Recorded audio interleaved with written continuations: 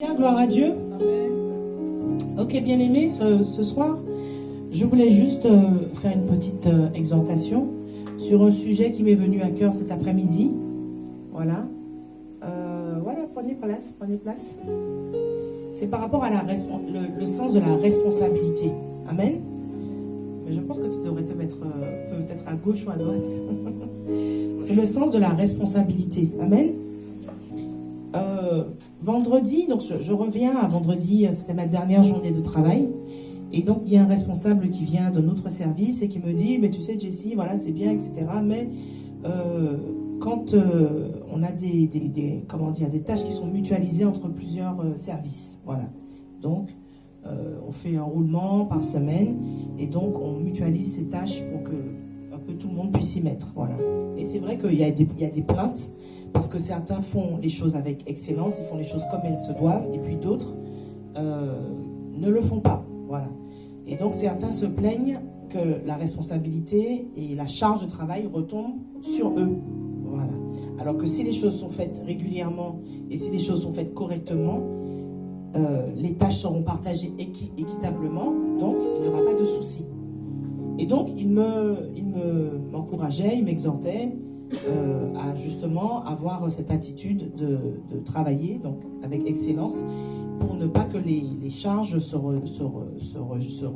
retombent sur les personnes qui sont déjà dans cette dynamique de travail dans l'excellence. Amen.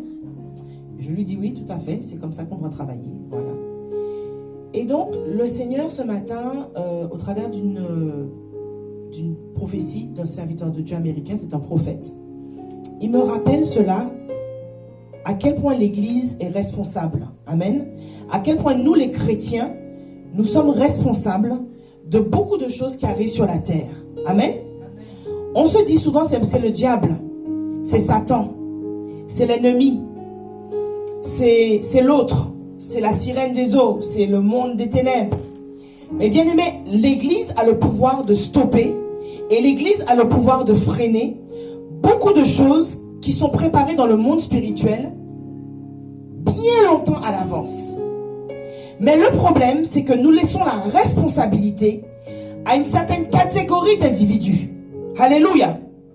Comme dans mon travail, il me dit, tout le monde doit être responsable. C'est-à-dire que si tout le monde est à son poste, et si tout le monde fait ce qu'il a à faire, ce qu'on attend de lui, la charge sera répartie équitablement entre les collègues et entre les ouvriers ou les travailleurs. Amen. Mais le problème, c'est que quand il y a un déséquilibre, certains font, et parfois plus que ce qui ne leur est demandé, et d'autres ne font pas. Et donc, il y a une charge qui se repose sur certaines personnes qui ne devraient pas. Et à un moment donné, cette charge, ce poids spirituel, ce fardeau, les écrase. Alléluia. Et souvent on entend, oui, un tel est tombé, un tel a chuté, un tel a laissé le ministère, un tel. Pourquoi, bien aimé? Parce que l'Église ne s'est pas levée dans la prière et dans l'intercession. Alléluia. Parce que l'Église a laissé la responsabilité aux gens qui sont dans les 5 ministères. Moi, je ne suis pas apôtre. Moi, je ne suis pas prophète. Moi, je ne suis pas évangéliste. Moi, je ne suis pas intercesseur. Ou moi, je ne suis pas, pasteur. Je ne suis pas docteur. Je n'ai pas un poste à l'église. Je ne suis pas diacre. Je ne suis pas ancien. Alléluia. Bien-aimé, la responsabilité que nous avons en tant que chrétiens, elle n'est pas déterminée en fonction de ton appel. Elle n'est pas déterminée en fonction de la tâche ou de la responsabilité qu'on t'a donnée dans ton église locale. Nous sommes tous responsables devant le Seigneur. Alléluia. Et le Seigneur dit à cet homme, à ce prophète, voilà que je vois, il lui montre l'assassinat du président Donald Trump. Nous savons bien que la vie de cet homme est menacée. D'autant plus que les décisions qu'il est en train de prendre par rapport à certaines nations ne plaisent pas. Alléluia. Et donc, nous savons depuis longtemps que sa vie est menacée. Il y a déjà eu une première tentative qui a échoué, mais le Seigneur l'a protégée. Maintenant, l'orgueil est entré dans le cœur de cet homme. Et cet orgueil fait que les portes s'ouvrent, les portes du monde, les portes des attaques s'ouvrent parce que l'ennemi a trouvé une brèche. L'ennemi a trouvé une porte d'entrée. Les mauvais conseillers sont autour de lui pour lui donner des conseils qui ne sont pas appropriés, qui ne sont pas des conseils qui viennent du Seigneur. Alléluia. À cause de la porte d'entrée, de l'orgueil, à cause de cette brèche qui a été ouverte dans son cœur, donc il devient sensible aux conseils charnels, aux conseils démoniaques. On le pousse à prendre de mauvaises décisions. Alléluia. Pourtant, les mauvaises décisions qui sont prises par une grande nation comme celle des États-Unis impactent le reste du monde entier. Alléluia. Bien-aimés, suivez bien là où je veux en venir. Se dit, moi je suis français, moi je suis en France, je m'occupe de mes affaires. Alléluia. Moi je suis ivoirien, moi je suis un tel, moi je suis un tel. Non. Car nous vivons dans une époque de la mondialisation. Et ce sont les grandes nations et les décisions qui sont prises dans les grandes nations qui impactent et qui influencent le cours de tout ce qui va se passer dans les autres nations. Alléluia. Or, nous savons qu'en ce moment, la France et même le continent européen n'est pas en position de force sur l'échiquier international. Alléluia. Il y a peut-être la Russie, il y a peut-être la Chine, les États-Unis, mais en ce moment, en Europe, ce n'est plus le cas. Et d'autant plus la France. Amen.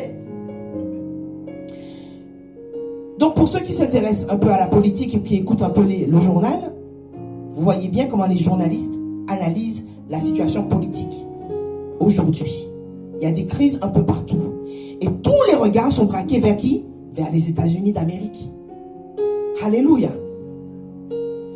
Donc, bien aimé, le Seigneur est en train de dire à ce prophète, si cet homme continue dans ses voies, si l'Église ne se lève pas pour intercéder pour cet homme, afin qu'il revienne de ses mauvaises voies, afin qu'il se repente, afin qu'il s'aligne à nouveau avec la volonté du Père, et qu'il suive les instructions, les révélations, les directives qui viennent du Père, non seulement pour sa nation, mais également pour les autres nations. À moins que l'Église ne se lève en intercession, pour que cet homme revienne dans les voies du Seigneur, réapprenne à écouter la voix de Dieu. Les mauvaises décisions seront prises, et ces mauvaises décisions vont impacter tout le reste du monde. Alléluia. Et une guerre, peut-être 3e guerre mondiale, va s'en suivre. Parce que l'Église ne s'est pas levée. L'Église universelle. Parce que l'Église ne s'est pas tenue à la brèche. Parce que l'Église n'a pas intercédé. Parce que l'Église a été égoïste. Parce que l'Église ne s'est pas sentie concernée. Eh bien, bien-aimés, nous allons payer les conséquences de cela. Et le Seigneur dit, je tiens l'Église pour responsable. Et le serviteur dit, mais Seigneur, moi j'ai prié. Il a dit non, toi c'est toi. Toi tu ne représentes pas toute l'église. Toi petit prophète là, tu fais ta part. Mais ta prière à toi tout seul ne peut pas impacter le monde spirituel autant que la prière de toute une nation ou de plusieurs nations réunies ensemble. Alléluia. Alléluia. Bien-aimé, la Bible dit 1 tue 1000, 2 tue. Alléluia. 1 tue 1000, 2 tue 10 000. Comment à toi tout seul, dans ta seule petite intercession, sachant que nous avons aussi des choses à faire dans la journée, nous avons le cours de notre vie, le travail, les enfants, etc. Comment dans ta seule prière, tu vas changer le cours de plusieurs nations? Alléluia. C'est un travail collectif, bien-aimé. Mais certains disent, bon, moi si je n'ai pas fait, l'autre va faire.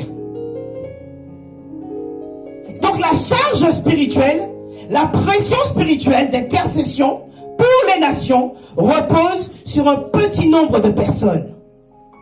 Et c'est pourquoi nous voyons tout ce qui est en train de se produire aujourd'hui. Est-ce que la guerre en Ukraine ne pouvait pas s'arrêter depuis longtemps? Est-ce que la guerre dans la bande de Gaza ne pouvait pas s'arrêter depuis longtemps? Est-ce que ce régime en Iran ne pouvait pas être renversé depuis longtemps? Il y a des guerres qui demeurent encore en Afrique.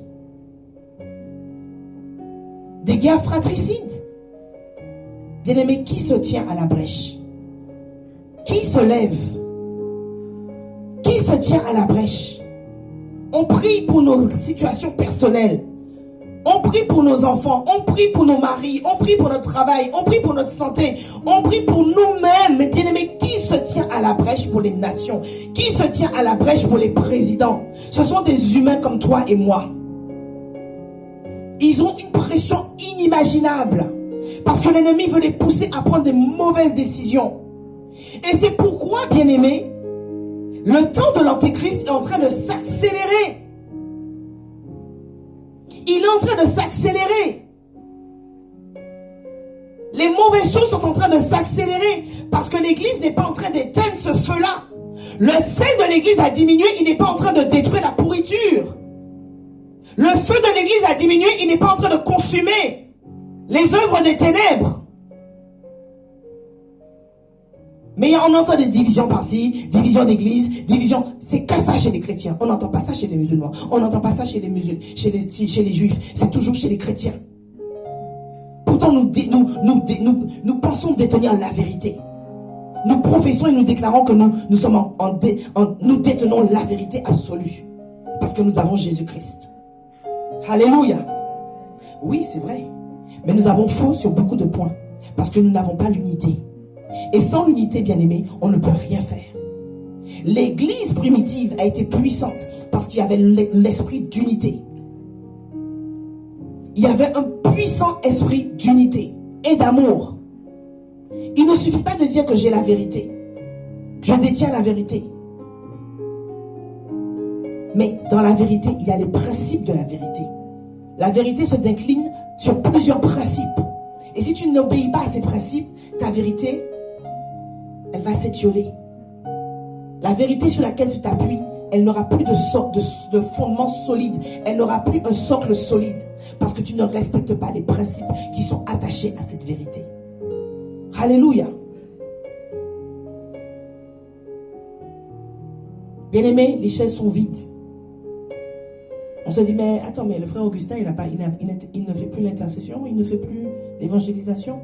Mais toi, tu fais quoi? Alléluia. Pourquoi c'est toujours à eux de faire l'évangélisation? Pourquoi c'est toujours à eux d'appeler les gens?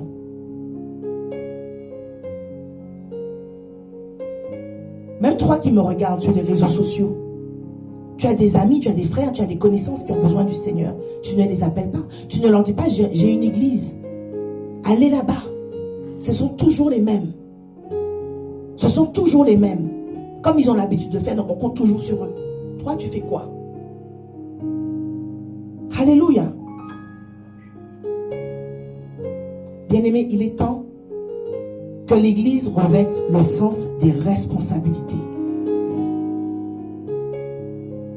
Jésus a été responsable vis-à-vis de l'Église. Il a donné sa vie. Oh my God. Il a donné sa vie. Il a versé son sang. Il a donné tout ce qu'il y avait de plus précieux. Il continue encore à intercéder pour nous. Il a été responsable. Un père responsable vis-à-vis de nous, ses enfants. Notre Seigneur. Nous, l'épouse, où est notre responsabilité vis-à-vis de celui qui nous a sauvés? Vis-à-vis de celui qui nous a tout donné, qui nous a délivrés et qui continue à combattre pour nous, qui continue à nous guérir, qui continue à nous sauver, qui continue à nous délivrer, qui ne se lasse jamais de nous aimer, qui ne se lasse jamais de combattre, qui ne se lasse jamais de nous pardonner. Bien-aimé, la responsabilité, elle est bilatérale. Ce n'est pas à Dieu de tout faire, et puis nous on est là, on ne fait que demander. On a le bec ouvert comme des petits oisillons. Bien-aimés, nous devons grandir. Nous devons sortir de ce nid, nous devons prendre notre envol comme l'aigle. On ne sera pas enfant à toujours. On ne sera pas bébé à toujours. On ne va pas pleurnicher à Dieu à toujours. On attend de Dieu des choses, mais nous-mêmes on ne se lève pas pour faire ce que Dieu attend de nous, bien-aimés. Nous allons souffrir et nous allons payer le prix. Parce que l'Église ne s'est pas tenue à la brèche. L'Église n'a pas pris sa responsabilité.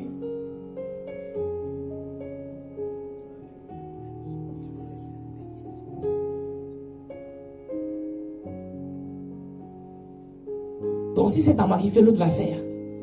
Mais tu es en train de charger l'autre. Tu es en train de l'épuiser. Et si demain il chute, si demain il tombe, si demain il se décourage, c'est à cause de toi. Parce que tu ne l'as pas soutenu par ta prière. Tu ne l'as pas soutenu par ton feu.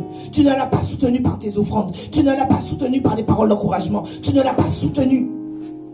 Tu as laissé toute la charge, tout le fardeau, tout le poids sur une petite poignée de personnes qui s'est dit, moi Seigneur, je me tiens à la brèche, je me lève pour toi papa, parce que tu m'as tout donné, tu as tant fait pour moi, donc je ferai pour toi en retour.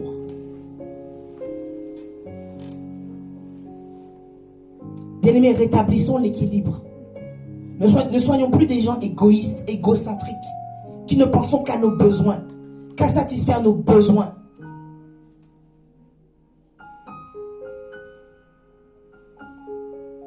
J'ai dit à Dieu, Seigneur, je m'occupe de tes affaires, tu t'occupes de mes affaires.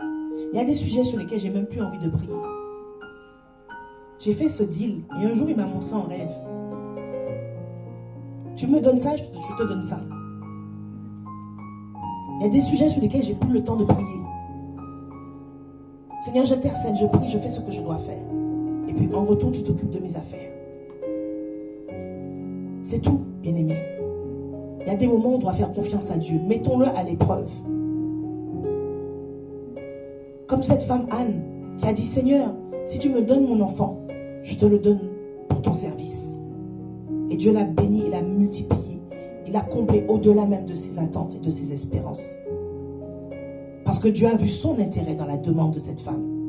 Tant que son besoin était égoïste, tant que son besoin était centré sur la satisfaction de besoins et d'un désir personnel, Dieu ne répondait pas. Mais le jour où le Seigneur a vu son intérêt, il s'est dit, ah, aujourd'hui elle a compris. Alléluia. Bien-aimé, ce n'est pas que Dieu ne veuille pas qu'on soit heureux, mais Dieu ne veut pas qu'on soit égoïste. Oui, il veut nous combler, oui, il veut nous bénir, oui, il veut nous faire du bien. Mais n'oublions pas que nous sommes vendus à Christ. Et que qu'il donne et qu'il ne donne pas, on doit le servir. Qu'il fasse ou qu'il ne fasse pas, on doit l'honorer. Parce qu'on lui doit tout, bien-aimé. On lui doit la vie. On lui doit le salut. On lui doit la vie éternelle. Alléluia. Arrêtons de regarder à ce que l'autre ne fait pas. Ou à ce que l'autre fait. Toi, qu'est-ce que Dieu t'a dit? Qu'est-ce que Dieu attend de toi? Chacun de nous ici, nous savons ce que Dieu attend de nous. Nous ne sommes pas ignorants des desseins de l'Éternel à notre égard. Nous ne sommes pas ignorants de ses projets. Nous ne sommes pas ignorants. Les prophéties nous avons reçues. Les révélations nous avons reçues. Le Seigneur nous a parlé.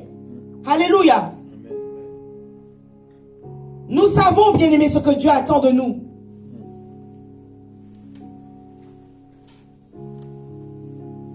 Église, lève-toi.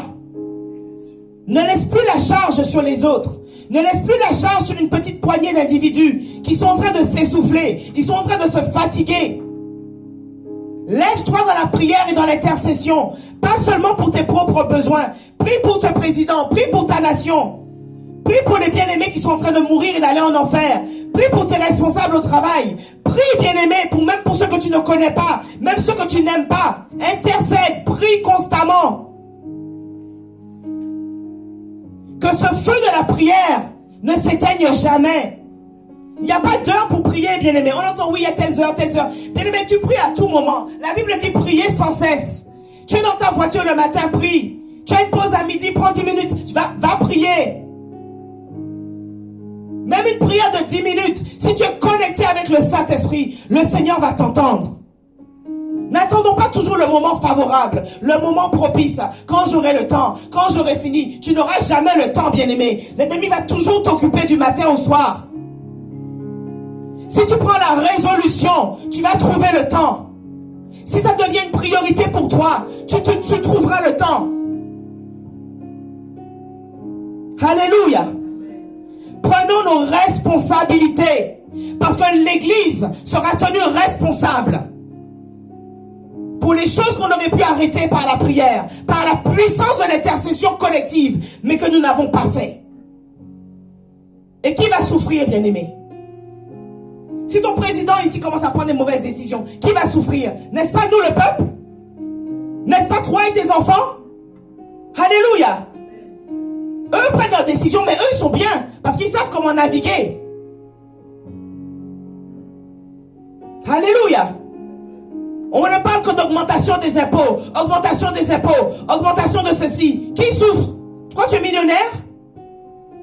Tu vas souffrir, tu seras impacté.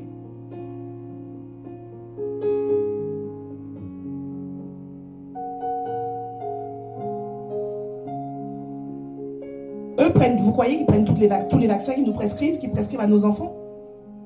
Vous pensez qu'ils prennent tous ces vaccins-là? Donc quand on va vous obliger à prendre les vaccins, qui va souffrir? Voilà. Mais si on faiblit dans la prière, bien-aimé, crois à la puissance de ta prière. Si tu sais que tu es justifié par le sang de Jésus, si tu sais que tu t'efforces de mener une vie droite devant le Seigneur, on n'est pas parfait, mais efforçons-nous. Le Seigneur entend ta prière et il t'exauce. Ne laisse plus la responsabilité à ton frère ou à ta soeur ou à tel ministre de Dieu. Tu as l'autorité, tu as la puissance, tu as l'onction, tu as tout ce qu'il faut, bien-aimé, pour changer le cours d'une nation, le cours des événements dans une nation, dans ta nation et même dans les autres nations. Alléluia. Alléluia. Bien-aimé, lève-toi et acclame pour Jésus. Et sois déterminé à être la sentinelle. Sois déterminé à être l'intercesseur. À être celui ou celle qui se tient à la brèche. Pour que les plans de Dieu s'accomplissent sur la terre. Alléluia. Soyez bénis.